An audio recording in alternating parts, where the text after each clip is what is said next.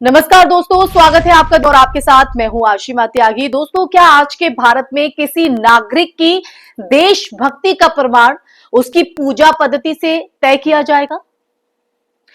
क्या अब ये तय करने का अधिकार भी पुलिस के पास चला गया है कि कौन सी प्रार्थना इस देश में जायज है और कौन सी नहीं? आज ये सवाल इसलिए है दोस्तों क्योंकि उत्तर प्रदेश के मुजफ्फरनगर से आया ये जो मामला है, जो मैं आज आपको इस चर्चा के माध्यम से बताने जा रही हूं, सिर्फ एक मुअज्जिन इरफान की गिरफ्तारी का नहीं है, बल्कि ये उस डरावनी मानसिकता और सच्चाई का आईना है जिसमें एक पुलिसकर्मी, जी हां, एक पुलिसकर्मी कथित तौर पर कहता है अजान देनी है तो पाकिस्तान जाओ। ठीक है, अजान यहाँ नहीं होनी, अगर आपको अजान देनी है पाकिस्तान जाकर दो। ये वाक्य किसी ट्रोल ने नहीं, किसी सत्तारूढ़ दल के प्रवक्ता ने नहीं, बल्कि उस राज्य की पुलिस से जुड़ा बताया जा रहा है जिसे संविधान की शपथ लेकर नागरिकों की सुरक्षा करनी होती है। जी हां, सुरक्षा। दरअसल ये मामला ये है कि मुअज्जिन इरफान पर पुलिस अधिकारी को धमकाने का आरोप लगा और ये आरोप लगाकर उन्हें गिरफ्तार कर लिया गया। बाद में उन्हें जमानत मिल गई, लेकिन सवाल ये नहीं है कि जमानत मिली या नहीं।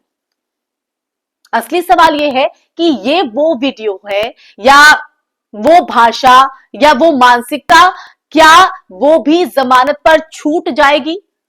अगर कोई पुलिसकर्मी किसी नागरिक से उसकी धार्मिक पहचान के आधार पर कहता है कि पाकिस्तान जाओ, तो ये सिर्फ व्यक्तिगत बदतमीजी नहीं है, बल्कि संवैधानिक अपराध भी है। जी हां, अपराध। क्या वो देश के नागरिक नहीं है? ये भारत के संविधान के अनुच्छेद 14, 19 और 25 तीनों पर, जी हां, तीनों पर एक साथ हमला है।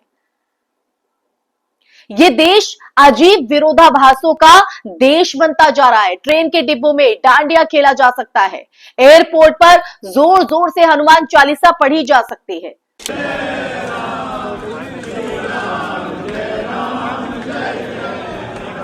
सड़कों पर लाउडस्पीकर लगाकर धार्मिक जुलूस निकाले जा सकते हैं।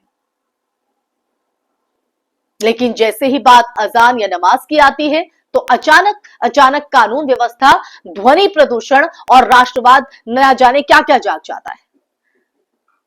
क्या कानून सिर्फ एक समुदाय के लिए है? सिर्फ एक समुदाय के लिए? क्या शोर की परिभाषा धर्म देखकर बदल जाती है? और देखिए, सबसे खतरनाक बात यह है कि हमने अपने ही देश के मुसलमानों को धीरे धीरे इनसाइडर से आउटसाइडर बना दिया है। उन्हें बार बार ये एहसास दिलाया जा रहा है कि उनकी देशभक्ति संदिग्ध है, उनकी आस्था विदेशी है और उनकी मौजूदगी एक समस्या है। पाकिस्तानी शब्द अब गाली की तरह इस्तेमाल किया जा रहा है। आप समझ रहे हैं? गाली की तरह। और ये गाली सत्ता के संरक्षण में फल फूल रही है।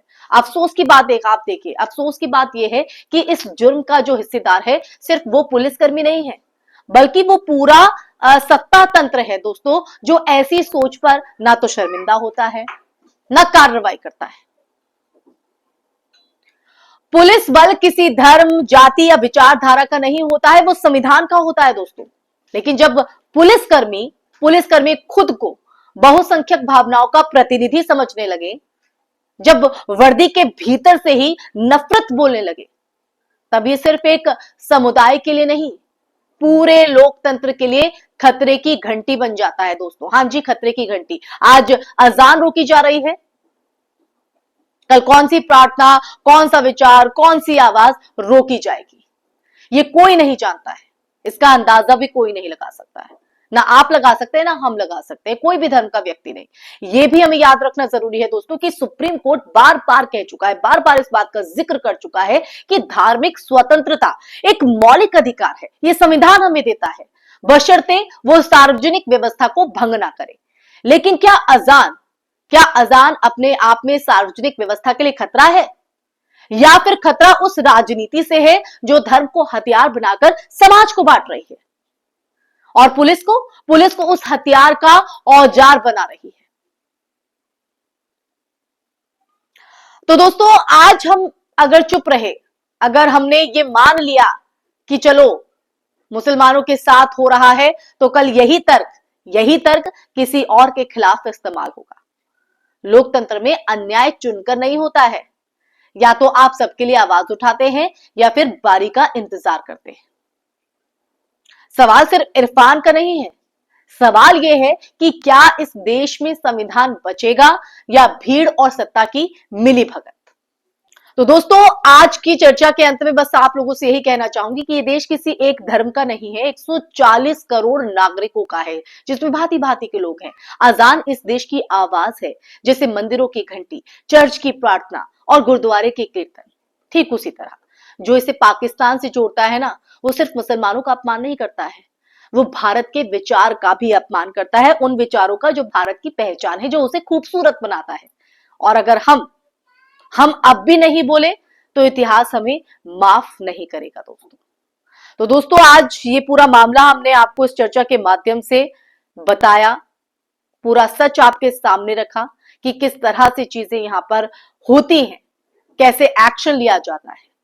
लेकिन सवाल ये नहीं है, सवाल ये है कि हम अपनी आवाज कब उठाएंगे, हम कब बोलना सीखेंगे, हम कब सवाल करेंगे। क्योंकि जब तक सवाल नहीं होंगे तब तक यही भेदभाव, तब तक यही जहर, कहीं ना कहीं ये जो खाई जो खोदने की कोशिश की जाती है इस तरह के नैरेटिव से, इस तरह के कृत्यों से, इस तरह के मामलों से, घटनाओं से, वो कभी नहीं रुकेंगे। तो अब आप देखिए दोस्तों, क्या आप इतिहास के गुनहगार बनना चाहते हैं या इतिहास को एक ऐसा चैप्टर देना चाहते हैं जो आने वाली पीढ़ियों के लिए भी एक सबक हो, एक अच्छा संदेश हो। इसी के साथ इस चर्चा में फिलहाल के लिए बस इतना ही दोस्तों। लेकिन जो आखिर में सवाल मैंने आप पर छोड़ा है, इस सवाल का जवाब भी आप कमेंट बॉक्स में कमेंट करके जरूर बताइएगा। साथ ही ये वीडियो आपको कैसी लगी वो भी बताइएगा, और इसी के साथ इस वीडियो को ज्यादा से ज्यादा शेयर भी कीजिएगा ताकि हर एक व्यक्ति तक सच पहुंच सके, और हमारे चैनल को सब्सक्राइब भी कीजिएगा ताकि आपके लिए ऐसे ही सच के मुद्दे लेकर आता रहे और आपकी आवाज को बुलंद करता रहे। इसी के साथ आप लोगों से इजाजत लेना चाहूंगी, फिर हाजिर होंगी ऐसे ही मुद्दे के साथ। तब तक के लिए अपना ख्याल रखिए। जय हिंद, जय भारत, नमस्कार।